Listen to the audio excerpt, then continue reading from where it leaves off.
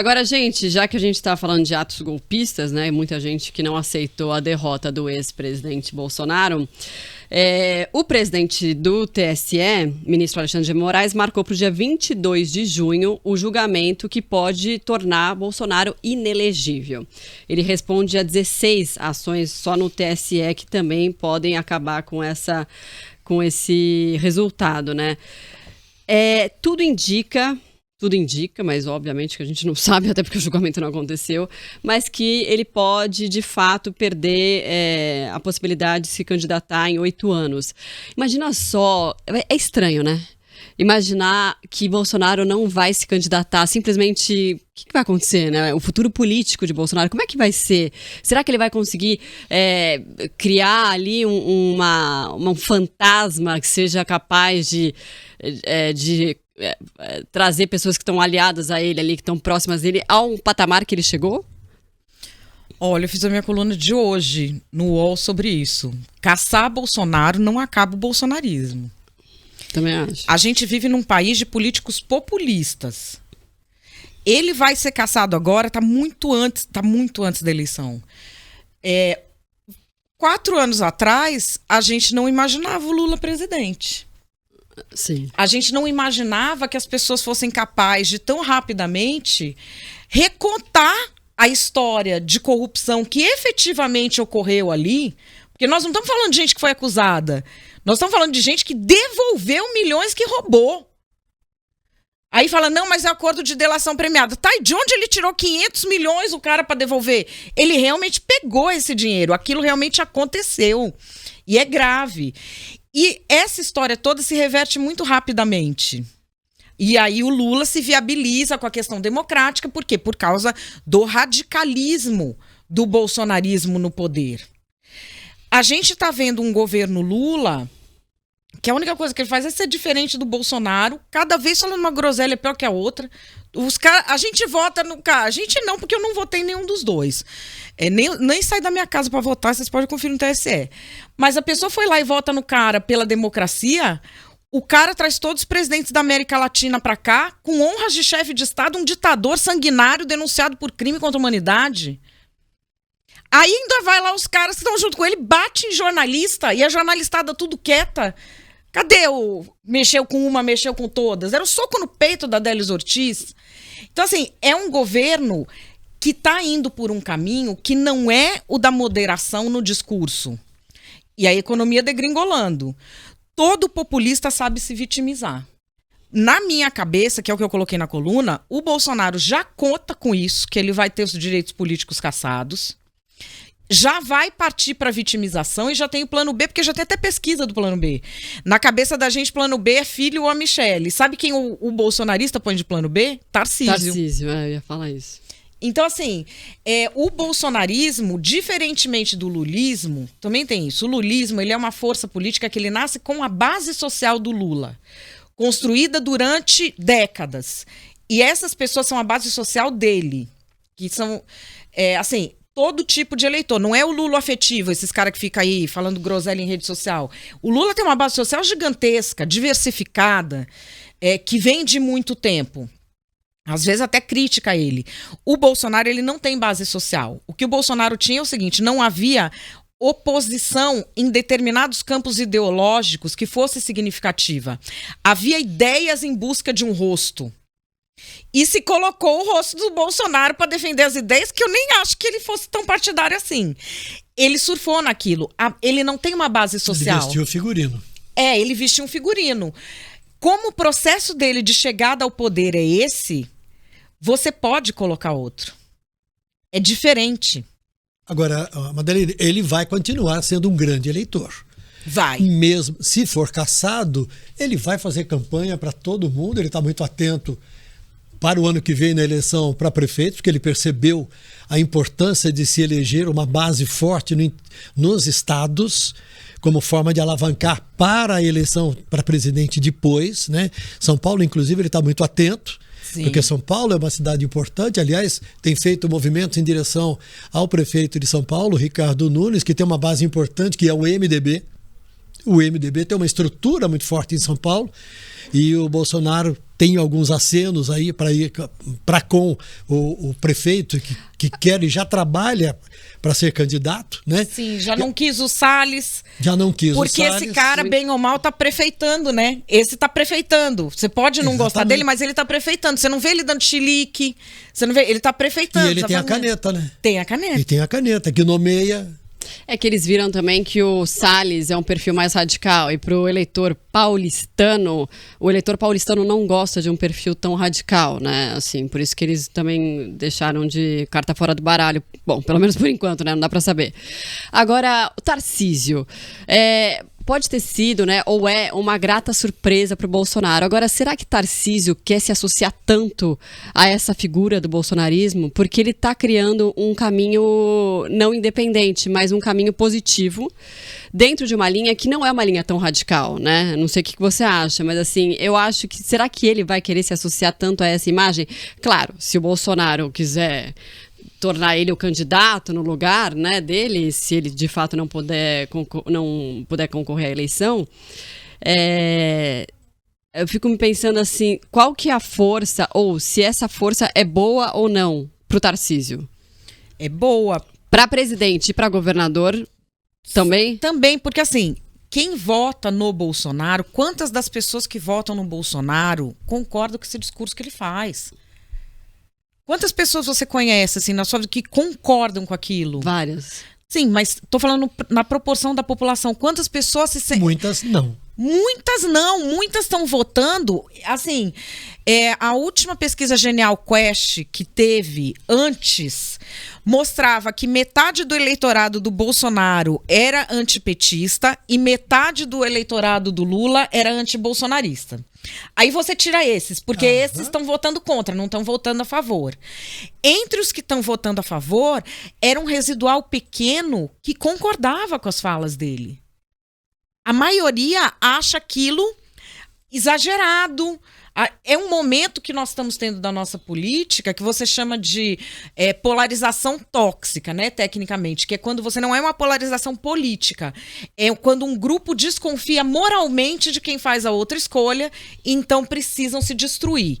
E ele faz essas falas que, assim, você conversa com pessoas dentro da própria direita, eles não concordam. A Michelle fala que ele exagera. A Michelle, a mulher dele. Entendeu? Que já é outro tom. Que já é outra... Então, assim, você tem o Tarcísio, ele se colocar como herdeiro na imprensa, porque a imprensa entrou nessa onda de todo mundo que não é pró-Lula é bolsominion, nazista, caramba. Na imprensa, ele vai ser visto como bolsonarista, e o bolsonarista quer dizer o radical. Na realidade, ele às vezes nem é desses mais radicais. Quem, o Tarcísio? É.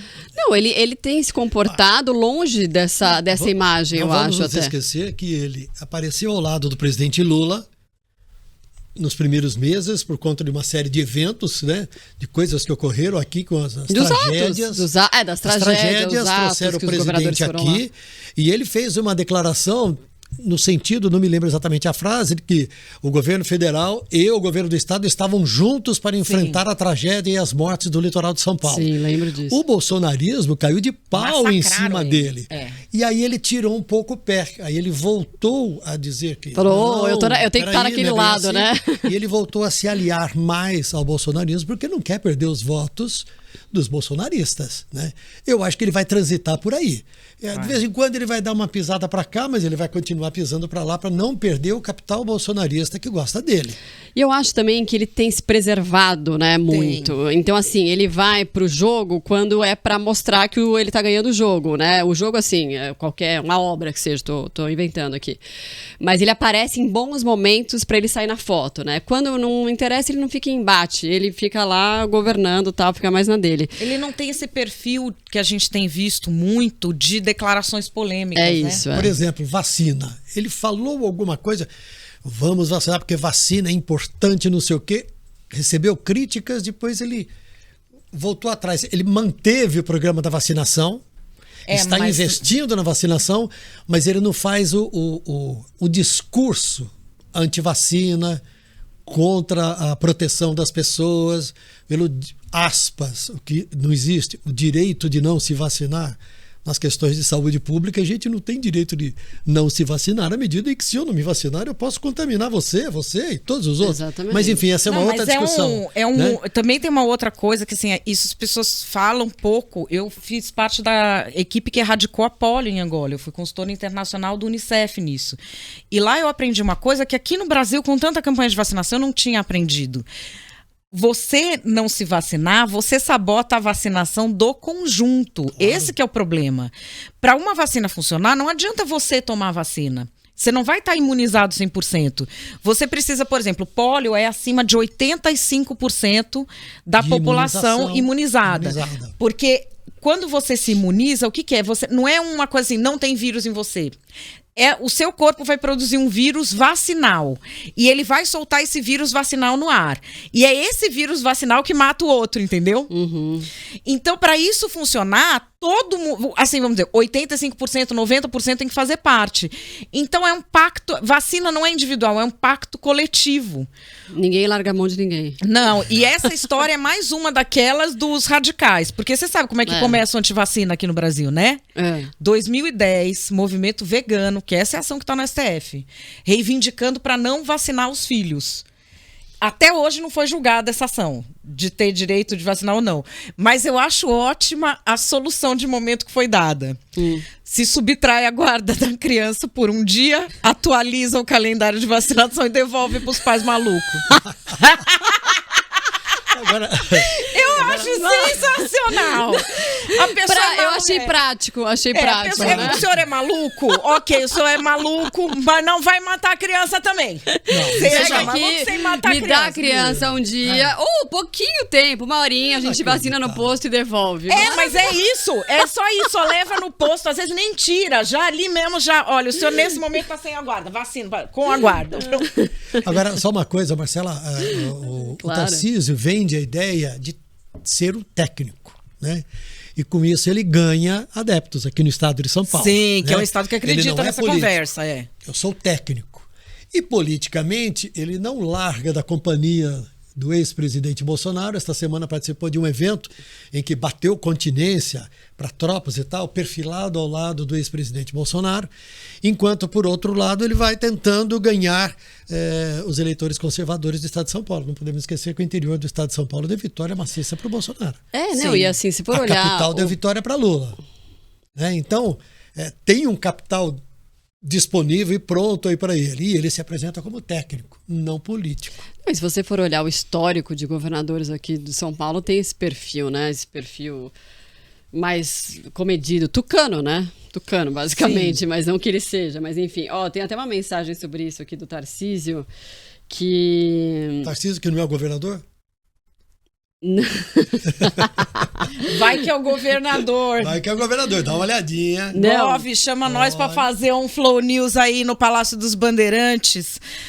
Será que ele restaurou aquela sala que era maravilhosa e o Dória pintou de preto, que ficou parecendo o Palácio dos Bandeirantes Faria Lima? Eu achei horrível aquilo, gente. Nossa, cara, aquilo parecia que é matador, meu coração pelo olho. É matador. Eu não me esqueço de algumas coisas de João Dória. Uma delas é porque ao longo de 20 anos eu frequentei o Palácio dos Bandeirantes como repórter. E aquelas mesas maravilhosas para 20, 30 pessoas, aquelas paredes, os lambris de madeira de lei, pintados de preto. Nossa, quando eu vi aquilo doeu o meu coração. Porque além da cafonice, né? A cafonice, aquilo... Ai, gente... Não, péssimo, né? Sem comentários. Vou ficar com o comentário do Abraão Timóteo para ficar no nosso assunto aqui. O Tarcísio até o momento parece bem moderado, mas tem muita coisa para correr ainda. E tem mesmo, né? Lógico, gente. Mas ele tem muita facilidade de governar porque ele tem uma Assembleia Legislativa muito favorável a ele. A oposição que você tem, que foi eleita com, assim, raríssimas e honrosas exceções... É uma oposição muito inexperiente politicamente, que está fazendo política mais em rede social. Então, ele está conseguindo passar praticamente tudo o que ele quer. E por ser bolsonarista, eu acho que aí tem um pulo do gato, que é o seguinte: o calcanhar de Aquiles de governador de São Paulo sempre foi polícia. Major Olímpio, lembra? Se fez fomentando guerra de polícia com governador. Sim. Agora, quantos delegados que tem aí? O próprio secretário de Segurança Pública atual, você se rebelava dentro da tropa... Agora começou com esse negócio de internet. Você tava com problema lá, disciplinar. Você não sei o quê. Você sendo insubordinado, você conseguia muito capital político, até porque existe uma defasagem salarial dos policiais de São Paulo, que é uma rixa eterna, com relação aos policiais de Brasília. E essa rixa sempre existe. E eles sempre querem mais salário. O Tarcísio conseguiu ter uma situação favorável com a polícia. Quem pode questionar e causar caos para ele é pouca gente. Ele está numa situação muito favorável. E ele se apresenta como conservador, né? Historicamente, o governador do estado sempre enfrentou uma certa oposição da Polícia Civil, que reclamava que ganhava menos do que a Polícia Militar. E o governador do estado, de certa forma, sempre liberou a Polícia Militar para trabalhar, vamos chamar assim, do jeito que quisesse, com poucas amarras, porque a Polícia Militar é quem segurava a onda dele. E eu me lembro de uma greve da Polícia Civil, quando os carros dos policiais subiram a avenida em direção ao Palácio para fazer protesto, e a tropa de choque da Polícia Militar colocou caminhões no meio da avenida, a 300 metros do Palácio. O choque veio para enfrentar a Polícia Civil. Ou seja, aquela foi a manifestação mais clara de que o governador tinha a PM do lado dele e a Civil não. Hoje está tudo apaziguado e tem um dos dois secretários da Polícia Civil. Ou seja, ele tem, sem dúvida alguma, na corporação militar como um todo, o apoio absoluto. Na Assembleia Legislativa, o apoio também. E na Assembleia, Madeleine, boa parte da oposição está mais interessada em defender as pautas minoritárias, que são respeitáveis e são importantes, mas não só não tem a experiência política, mas também tem alguns outros objetivos que acabam diminuindo um pouco o impacto da ação desta oposição em relação ao governo. Agora... E aí eles ficam defendendo essa pauta identitária ali, sendo que o foro adequado é o governo federal, para a maioria das coisas que você tem a fazer. Estou falando de identitária de identidade social. Então, a maioria das leis que você vai fazer para proteger grupos minoritários, ela vai ter de ser feita federal. Eles ficam aqui no estadual com esse cozidão, apresenta projeto que depois o governador vai vetar porque é inconstitucional, só o federal legisla sobre aquilo e não sei o quê. E não oferece risco para o que ele está fazendo. Então, assim, deixa passar ali, deixa a pessoa fazer o que quiser. Ele diz que não é político, mas ele soube amarrar uma situação muito favorável, inclusive com o público evangélico, bancada ruralista, tudo ali, ó. Ele tá se mostrando um técnico bem habilidoso, né? Pra bem político. Que é bem político, Algum técnico chega a governador, eu te juro por Deus que eu não consigo entender como as pessoas acreditam nessa história, porque acho que político tem uma conotação de coisa ruim, será que é por isso?